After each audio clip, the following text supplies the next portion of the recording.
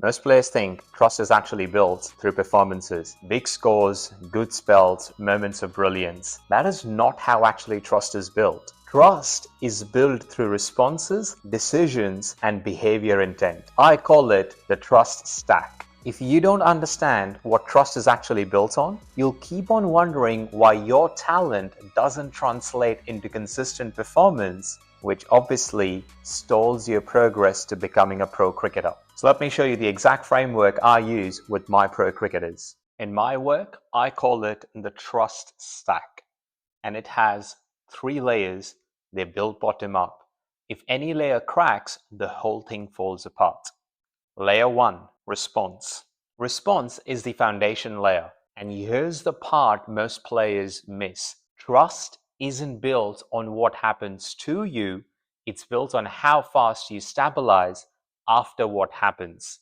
And it's got 3 components: reset, emotional control, and body language. You get hit for a boundary, fine. What matters is what shows up in the next 8 to 10 seconds. Do you rush your run up? Do your shoulders drop? Do you try a different ball because you are reacting instead of resetting? That is what matters.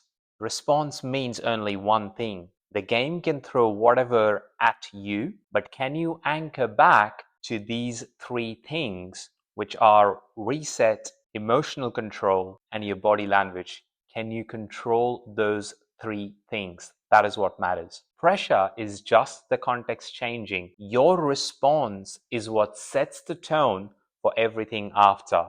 And if your response is predictable and stable, the trust starts building. And if it's not, everything else above starts to crack. Layer number 2 is decision. And under pressure, trust isn't built by doing more. It's built by doing less, but more clearly. And it has 3 things: simplicity, intent, and one job per ball. Trusted players simplify. When your decisions stay simple under pressure, trust compounds. But when they get messy, you start questioning yourself, because unclear decisions look like unclear thinking. And unclear thinking under pressure, that's a recipe for disaster. Layer number 3, behavior intent. This is what cricketers actually experience as trust. And it's simple. You show up the same way on good days and not so good days. It's got 2 parts: standards as part 1 and tempo as part 2. Whether you're getting runs or taking wickets, it doesn't matter.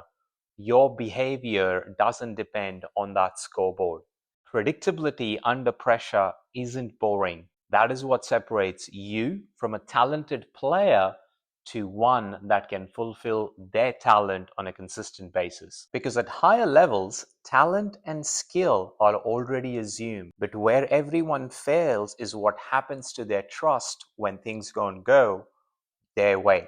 And that's your competitive advantage. You don't need to aspire to perfection, you just need to ensure your response is stable under pressure and consistent. When that happens, your decisions stay clear and your behavior stays consistent. The rest, that is the trust, always takes care of itself. Talent might be something you're born with, but many talented players do not fulfill their potential. The ones who do fulfill their potential have figured out this exact thing. When your behavior stays the same, even when the situation doesn't, that is when trust is built. That's the work, and from there on, your progress will always be guaranteed.